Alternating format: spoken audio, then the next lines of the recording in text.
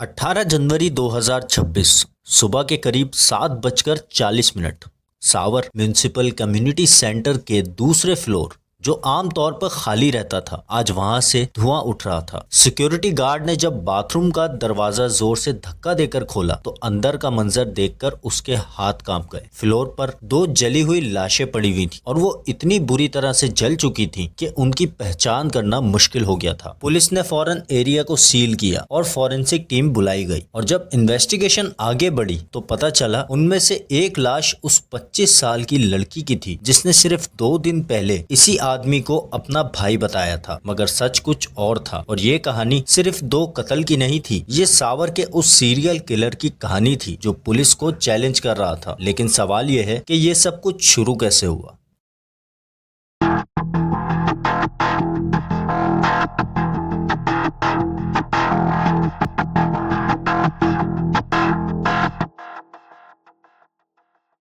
4 जुलाई 2025 की सुबह सावर बांग्लादेश के ढाका डिस्ट्रिक्ट में एक शहर जहां छोटी गलियां, बाजार और फुटपाथ हैं और लोग अपनी रोजमर्रा की जिंदगी में मसरूफ थे। लेकिन वहां एक ऐसा वाकया हुआ जो सिर्फ कुछ ही घंटों में सबको हिला के रख देता है। सुबह का वक्त था। सावर मॉडल मस्जिद के पास लोग अपनी रोज की रूटीन के मुताबिक चाय के ठेले के पास से गुजर रहे थे। तभी उनकी नजर फुटपाथ पर एक अजीब से मंजर पर पड़ी। फुटपाथ पर एक 75 साल की बुजुर्ग औरत पड़ी हुई थी जिनका नाम अस्मा बेगम था। शुरुआत में सबने सोचा कि शायद गर्मी, थकन या चलने के दौरान वो गिर गई होंगी। लाश के आसपास ना तो कोई हंगामा था, ना कोई चीखो पुकार, सब कुछ पुरसुकून लग रहा था। लेकिन लोगों ने फौरन पुलिस को कॉल की और कुछ ही देर में सावर मॉडल पुलिस वहां पर पहुंच गई। शुरुआत में केस बिल्कुल नॉर्मल लग रहा था। कुछ लोगों का ख्याल था कि शायद ये एक्सीडेंटल गिरना हो सकता है या कोई हेल्थ इशू हो सकता है, क्योंकि ना तो वहाँ कोई खून था, ना कोई ऐसी चीज जो फौरन कत्ल की तरफ इशारा करे। लेकिन जब बॉडी को पोस्टमार्टम के लिए भेजा गया, रिपोर्ट्स ने सारी तस्वीर बदल दी। अस्मा बेगम की मौत नेचुरल नहीं थी, उनकी गर्दन पर निशान थे। ये एविडेंस साफ साफ बता रहे थे कि उनका गला दबाकर कत्ल किया गया है। जो मंजर लोगों को पुरसुकून लग रहा था वो एक कातिल की पहली चाल थी। इस कत्ल के बाद शहर आहिस्ता आहिस्ता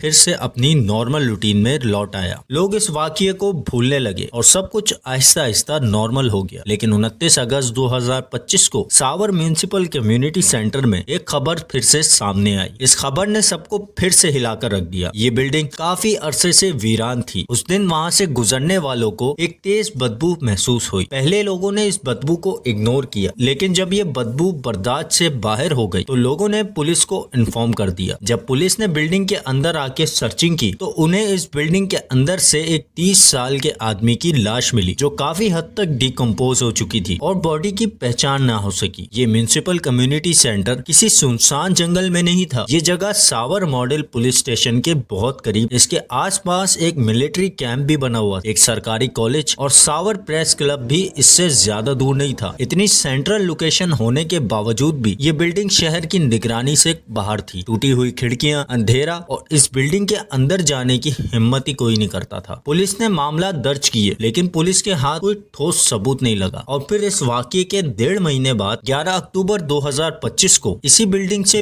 फिर से एक खबर सामने आई। इस बार सेकंड फ्लोर के एक बाथरूम से एक और लाश बरामद हुई। ये तकरीबन 30 साल की एक औरत की लाश थी जिनकी पहचान फौरन न हो सकी। सबसे दहशतनाक बात ये थी कि उनकी गर्दन कटी हुई थी। बॉडी की हालत इतनी खराब थी कि पहचान करना भी मुश्किल हो गया था। आसपास के लोग काफी खौफजदा हो गए। कुछ लोगों ने तो यहाँ तक कहना शुरू कर दिया कि शायद इस बिल्डिंग में आसेब हैं। पुलिस को इस लाश की खबर तब मिली जब वहाँ से गुजरने वाले एक शख्स ने इस तेजदार बदबू की शिकायत की। इन्वेस्टिगेशन के दौरान बाथरूम के आसपास खून के धब्बे भी मिले जो इस बात की तरफ साफ इशारा कर रहे थे कि कत्ल इसी जगह पर हुआ था। 13 अक्टूबर को पुलिस ने फिर से कत्ल और एक लाश फेंकने का केस दर्ज किया, लेकिन फिर भी इन तमाम वाकयात को एक अलग अलग इंसिडेंट के तौर पे देखा जा रहा था। वक्त गुजरता गया और फिर 19 दिसंबर 2025 को वही जगह फिर से चर्चा में आ गई। उसी कम्युनिटी सेंटर से एक और लाश मिली। इस बार ये लाश तकरीबन तकरीबन 35 साल के एक आदमी की लाश थी और ये लाश बहुत ही बुरी तरीके से जली हुई हालत में मिली। इसी वजह से इन्वेस्टिगेशन और भी मुश्किल हो गई क्योंकि इस बॉडी की तस्दीक करना बहुत टफ हो गया था। पोस्टमार्टम रिपोर्ट ने कंफर्म किया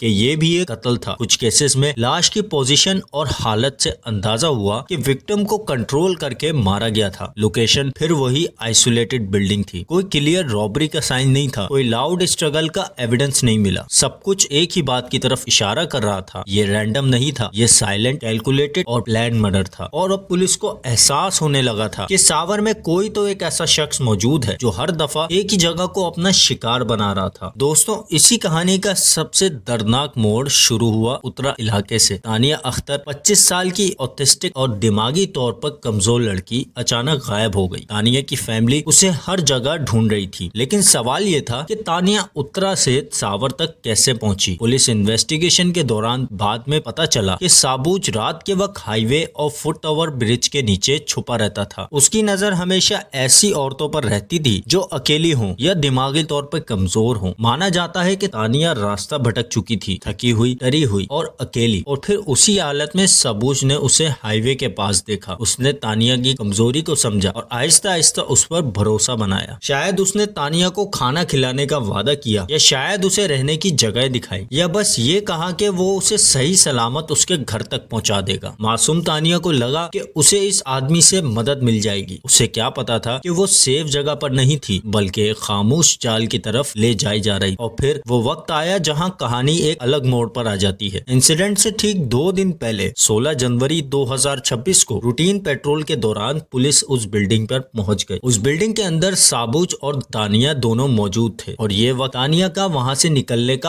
आखिरी मौका हो सकता था। जब पुलिस ने तानिया से सवाल किया कि वो कौन है और वो किसके साथ है, तो तानिया काफी घबरा गई और साबूज की तरफ देखती है। तानिया पुलिस वालों को उसे अपना भाई बताती है। पुलिस का शक आहिस्ता आहिस्ता खत्म हो जाता है और सब कुछ बिल्कुल नॉर्मल लगता है। कोई डर नहीं, कोई घबराहट नहीं। इसी दौरान एक पुलिस वाला अपने मोबाइल फोन से एक छोटी सी वीडियो रिकॉर्ड भी कर लेता है और पुलिस वहां से चली जाती है। उस वक्त शायद किसी को अंदाजा तक नहीं था कि ये कैमरा असल में क्या रिकॉर्ड कर रहा था। साबूज का चेहरा इतना सुकून में था कि पुलिस वाले भी उसके अंदर छुपे सच को देख नहीं सके। पुलिस के निकलते ही माहौल बिल्कुल बदल जाता है। साबूज समझ जाता है कि वहां रुकना अब उसके लिए सेफ नहीं है, लेकिन तानिया शायद अब तक ये मान रही थी कि वो सेफ है। তোমার নাম কি? আমি তানিয়া। তানিয়া? হ্যাঁ, সানিয়া না সানি?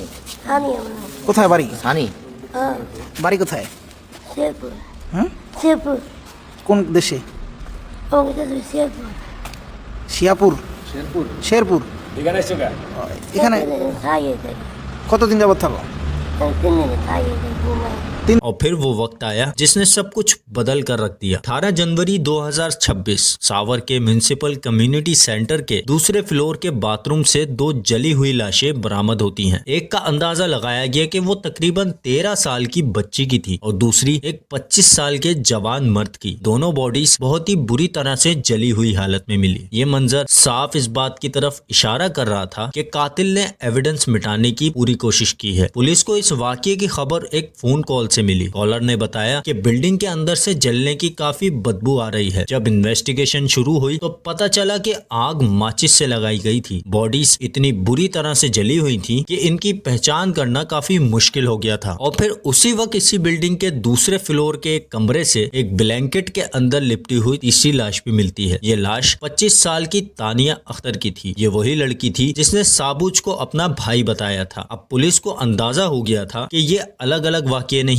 बल्कि एक सीरियल ऑफेंडर का पैटर्न है। आहिस्ता आहिस्ता तस्वीर साफ होने लगी। 6 में से 5 बॉडीज इसी खाली बिल्डिंग में से मिली थी और ये जगह पुलिस स्टेशन से काफी दूर भी नहीं थी। इनमें से ज्यादातर विक्टिम बेघर या कमजोर लोग थे जिन पर आम तौर पर कोई तवज्जो ही नहीं देता था और जिनमें से एक बच्चा भी शामिल था। सावर में काफी खौफ फैल चुका था। इन्वेस्टिगेशन के बाद एक नाम सामने आया। इस आदमी का नाम मुशर्रफ रहमान खान सम्राट है। इस आदमी की उम्र तकरीबन 40 साल है। ये एक आवारा आदमी था जिसका कोई पक्का ठिकाना नहीं था, लेकिन जैसे जैसे तहकीकात आगे बढ़ी इसकी असल पहचान सामने आई। इसका असली नाम था साबूज शेख। साबूज के घर में 3 भाई और 4 बहनें थी। घर वालों के मुताबिक साबूज का रवैया बचपन से ही बिल्कुल ठीक नहीं था। साबूज नशे का आदी था। वो पहले भी 2 दफा जेल जा चुका था और उसके बाद उसे नशा छोड़ने के लिए इलाज पर भेज दिया गया था। साबूज की जिंदगी काफी उलझी हुई थी। उसकी शादी भी हुई थी, एक बेटा भी था, मगर उसकी बीवी उसे छोड़कर चली गई थी। लोग कहते थे कि वो दिमागी तौर पर ठीक नहीं था, कभी खुद को ऑफिसर बताता था और कभी पुलिस जैसा रवैया इख्तियार करता था। वो सावर की गलियों में घूमता फिरता रहता था, कभी पुलिस स्टेशन के पास सोता और कभी उसी खाली बिल्डिंग के आसपास मंडराता रहता था जहां से बॉडीज मिल रही थीं। सबसे हैरत अंगेज बात, वो कई दफा पुलिस को खुद फोन करता, उल्टी सीधी बातें करता, कभी कभी बॉडीज मिलने से पहले ही उनकी लोकेशन बता देता था। 16 जनवरी को भी उसने पुलिस को कॉल करके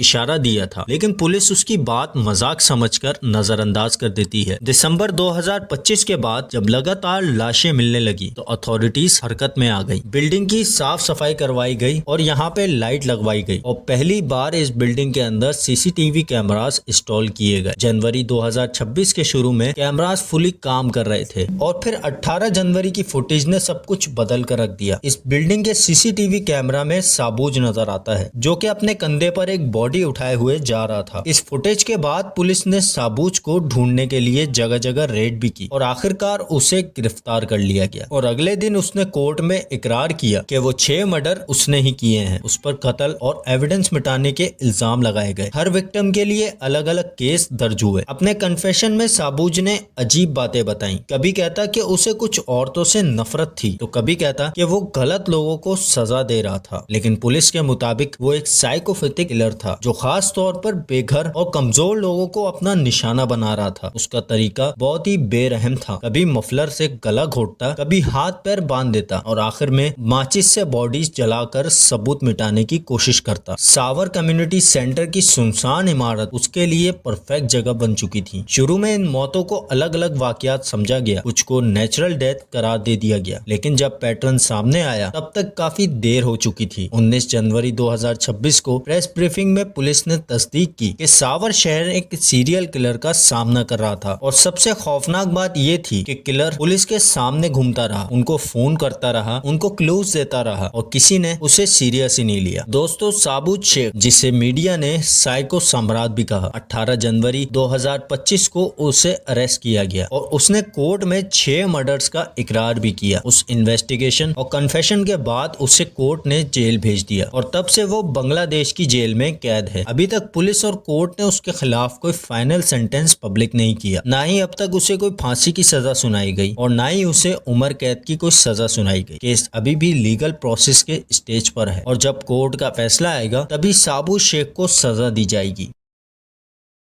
अगर वीडियो पसंद आई हो तो लाइक करें और चैनल को जरूर सब्सक्राइब करें ताकि आपसे कोई भी केस छुपा ना रह सके।